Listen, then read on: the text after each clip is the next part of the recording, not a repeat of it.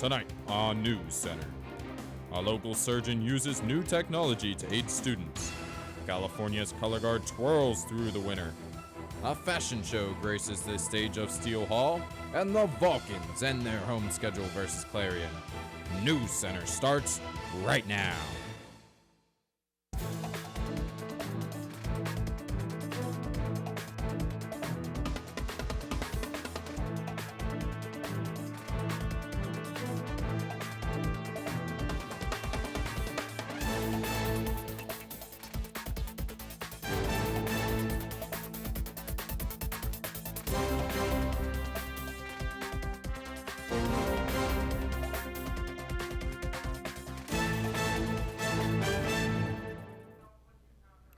Good evening and welcome to CUTV News Center for the week of February 23rd, 2012. I'm Andy Hughes. And I'm Will Moore. Gloria Stone has the night off.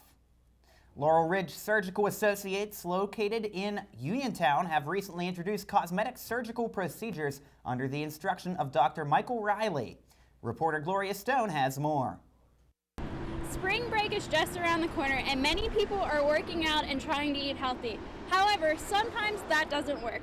Laurel Ridge Cosmetics just recently opened in Uniontown and offering splendid packages for those college students. Dr. Michael Riley, who has been a general surgeon in the area for over 30 years, decided he wanted to use his artistic side and go into cosmetic surgery. So for a couple months now, we have been offering cosmetic procedures, but Dr. Riley for several years has been in training to do these types of procedures. Laurel Ridge Cosmetic offers cosmetic procedures for both men and women. All procedures can target body areas that a person is not entirely happy about. Well, right now, we offer Botox and filler treatments that will help reduce the appearance of wrinkles. Also, our biggest offering is the Vaser Shape. It is a non-invasive liposuction, which means there's no needles, no downtime, no pain, and no recovery. So a girl could come in 3 to 5 treatments, reduce 3 to 6 inches off her waistline. There are 3 different coupons that Laurel Ridge Cosmetic is offering college students here at CalU.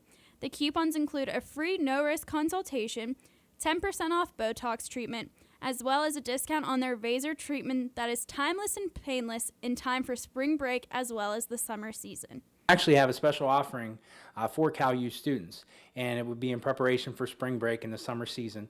The Vaser Shape is a very easy procedure. It can be done on a lunch hour. And what would happen is, let's say they want to target their bikini area. In 3 to 5 treatments, they'll lose a few inches. Normally, that's going to cost you about $2,500.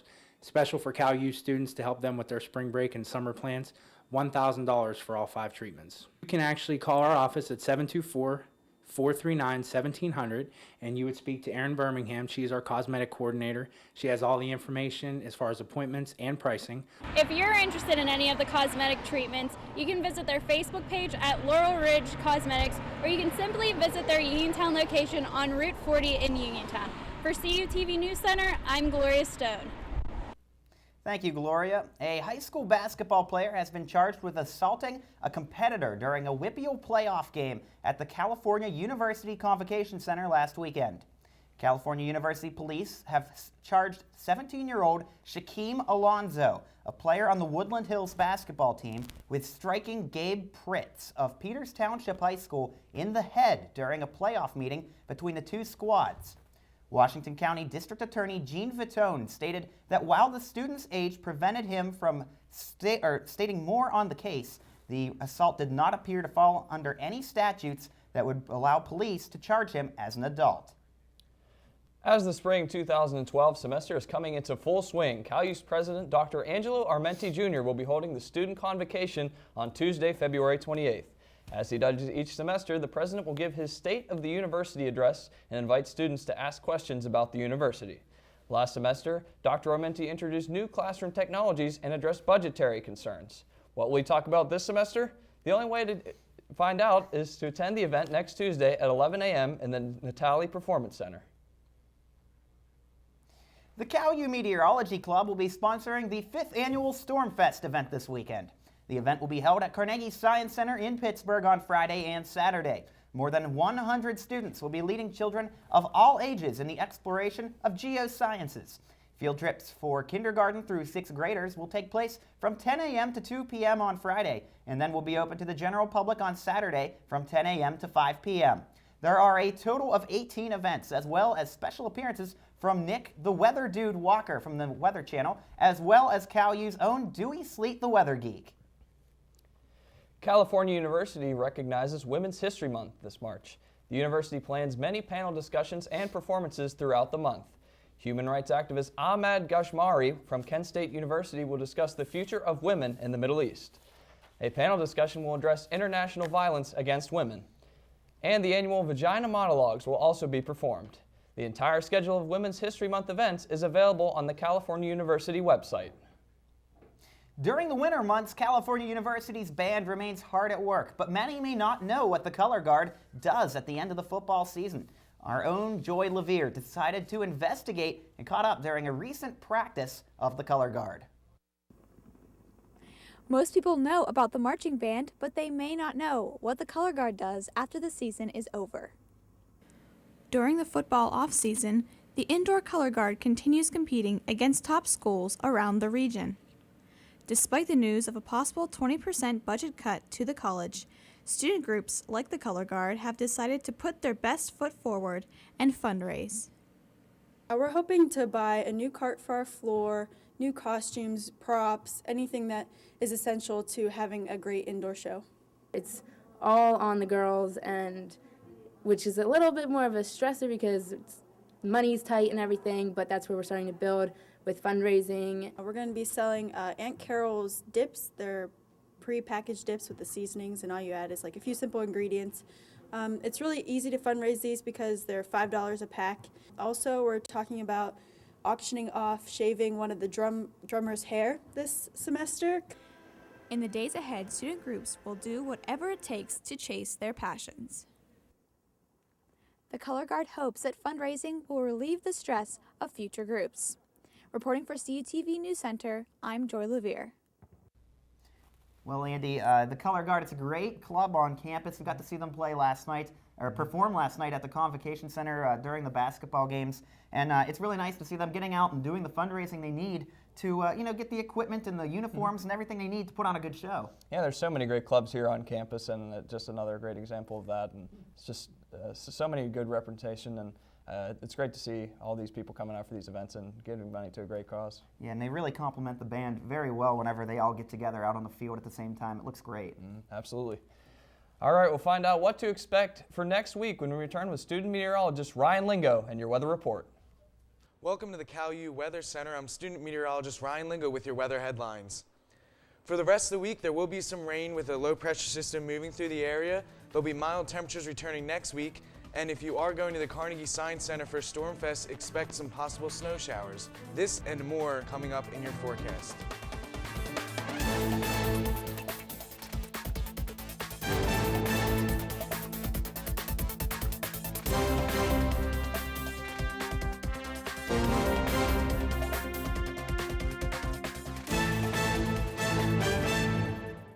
As a part of Black History Month, BSU and Career Services held the Diversity Fashion Show, Fashion on Trial. Shar Dunstan has the report. Friday, February 17th, students and faculties came out to network with different sponsors as the Career Service Center put on their first annual Cal U Diversity Fashion Show called Fashion on Trial. Before the fashion show, I got to meet with the director and one of the models. When we talked, I'm the director of Career Services, and Harrison and I talked about what categories would make sense. For us, it was really important to help students learn what's appropriate for business, both business professional and business casual, because a lot of students are confused by what does business casual mean. And as I said, Harrison really wanted to cover the casual category, what students even should wear for class. And then also, he knew a lot of students have formals coming up, so we wanted to add that as a category. What do you wear to a formal or a semi-formal? Well, they asked me a couple months ago, and I took up the opportunity. It's a lot of fun, having a great time.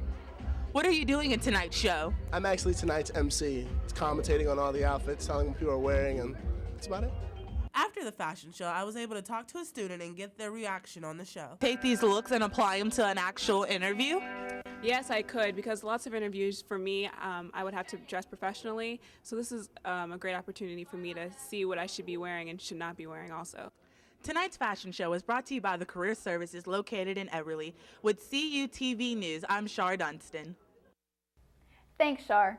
Conrad Murray was denied in his bid for bail this week after being sentenced to 4 years behind bars. Murray, who was convicted of involuntary manslaughter of the pop icon Michael Jackson, is in the process of appealing his charges. In the meantime, the prosecution opposes that he be let out on bail, saying that he would be a danger to the community and could easily flee the country. The Oscar season is among us, and the entertainment world will be walking down the famous red carpet. Well, almost all of the entertainment world. Reports are flying that tickets will not be available for Sacha Baron Cohen, the star of the upcoming film The Dictator. Cohen has a track record of promoting his movies inappropriately at award shows. According to the LA Times, sources suggested that the studio was unable to control the star of their upcoming film. An Academy spokesperson said that no decisions have yet been made. Looking at the Cal calendar, Stormfest will be blowing into the Carnegie Science Center on February 24th. For the 5th consecutive year, CalU meteorology students will lead hands-on science projects for all visitors of the Science Center. Over 30 activities are planned to help students of all ages learn about geology, geography, meteorology, and more. CalU continues its celebration of Black History Month with a visit from actor Morris Chestnut. Chestnut starred in such works as Boys in the Hood, Like Mike, and American Horror Story. He will speak at 6 p.m. on February 28th in Steele Hall about the portrayal of African Americans in media. This weekend, the Vulcan Theater is showing The Muppets. The Muppet stars Amy Adams and Jason Segel and follows 3 friends in their adventure to visit the real Muppet Studios. By chance, they find out that the studio is threatened to be destroyed. Determined to save their childhood, Gary, Mary, and Walter take on the wacky and unexpected obstacles they must face to save it. The movie plays daily at 4, 8, and 11 p.m. Next week, the Vulcan Theater will premiere the film J. Edgar, starring Leonardo DiCaprio and Naomi Watts. The drama follows the late J. Edgar Hoover, who was at the very heart of the justice system for 50 years.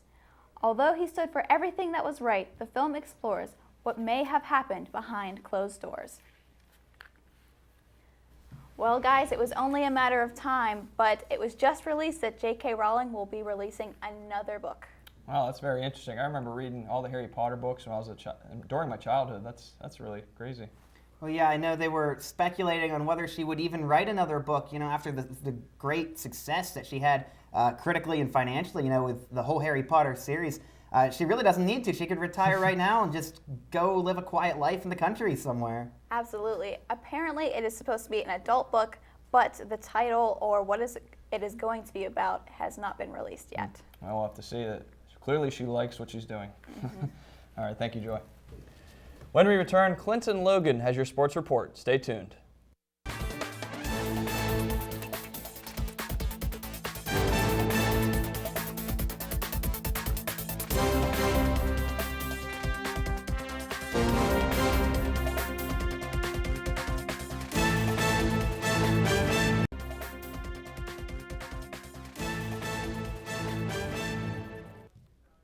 Welcome back to News Center. I'm Clinton Logan with your sports report. It was senior night on Wednesday for the men's and women's basketball team as they hosted the Golden Eagles of Clarion. The women who clinched a playoff spot up in Mercyhurst last week were looking to gain some momentum heading into the playoffs and pick up their 5th straight win. Let's see if they could do just that as we go out to the Convocation Center for senior night. There you see 3 seniors, Danielle Luckett, Amy Johns, Nakia DeBlanc. DeBlanc didn't get the start, but she did have a good game. Starting it off, it's one of those senior leaders, Danielle Luckett, getting the jumper to fall. And here's another one, fast break opportunity for Luckett, put Cal up there by 6. And continue on, Chelsea McKnight, she had a nice quiet game as well though, but she gets the difficult shot to fall on that one, and Cal goes up there by 12. Here's Amy Johns, nice reverse layup by her. Couldn't be highlights without Amy Johns, the other senior there. And here's the third one, Nakia DeBlanc gets that shot to fall.